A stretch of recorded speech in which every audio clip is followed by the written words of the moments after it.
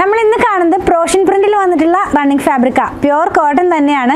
Different technique ഉപയോഗിച്ചിട്ടാണ് ഒരു print ചെയ്യുന്നതെന്ന് ഞാൻ പറഞ്ഞിരുന്നല്ലോ നമ്മുടെ അന്നത്തെ വീഡിയോനകത്ത്. അപ്പോൾ ആ ഒരു ടെക്നിക്കിലുള്ള ഒരു ഫാബ്രിക്കാണ് നമ്മൾ ഇന്ന് കാണുന്നത്. വളരെ സോഫ്റ്റ് ആയിട്ടുള്ള കോട്ടൺ ഫാബ്രിക് ആണ് കേട്ടോ. 109 രൂപയിലാണ് നമ്മൾ ഇത് അവൈലബിൾ ആക്കിയിട്ടുള്ളത്. ഇതൊക്കെ ഏറ്റവും പുതിയതായിട്ട് വന്നിട്ടുള്ള കളക്ഷൻ ആണ്. നമ്മൾ ഇന്ന് കാണുന്നത് ഒരു ഡിസൈൻ്റെ 4 ഡിഫറെന്റ് കളേഴ്സ് ആണ് കേട്ടോ. നമുക്കൊന്ന് കണ്ടു നോക്കാം. ഫസ്റ്റ് കളർ ഒരു ഗ്രീൻ കളറിലേക്ക് പോകുന്നു. ഒരു പീക്കോ ഗ്രീനൊക്കെ സിമിലർ ആയിട്ടുള്ള ഒരു കളറാണ്. അതിനകത്തേക്ക് വലിയ ഡിസൈനിലുള്ള ഫ്ലോറൽ ഡിസൈൻസ് ആണ് ഇതിനകത്ത് പോകുന്നത്. സ്റ്റിച്ച് ചെയ്ത് കിട്ടാനുള്ള ഒരു ഡിലേ കൊണ്ടാണ് ഞാനതൊന്നും സ്റ്റിച്ച് ചെയ്യിപ്പിക്കാത്തത് കേട്ടോ. നല്ല ഭംഗിയുള്ള കുർത്തികളും കോട്ട് സെറ്റുകളും സ്ലിറ്റഡ് പാറ്റേൺ ഉള്ള കുർത്തികളൊക്കെ ചെയ്ത് വെയർ ചെയ്യാവുന്നതാണ്.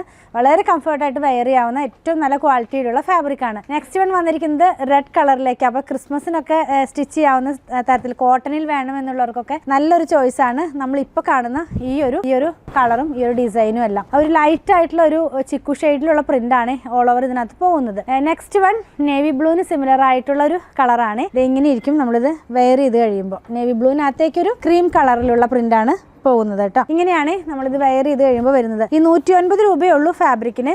നല്ല ക്വാളിറ്റി ഉള്ള ഫാബ്രിക് ആണ്. നമുക്ക് വീട്ടിലിടുന്ന ഡെയിലി വെയർ ആയിട്ടുള്ള ഡ്രസ്സുകളോ അങ്ങനെ എന്ത് വേണമെങ്കിലും സ്റ്റിച്ച് ചെയ്യാനായിട്ട് നല്ല ക്വാളിറ്റി ഉള്ള ഫാബ്രിക് തന്നെയാണ്. ലാസ്റ്റ് വൺ വന്നിരിക്കുന്നത് ഒരു റാണി പിങ്കിന്റെ ഒരു ഡാർക്ക് ടോണിലേക്ക് പോകുന്നു.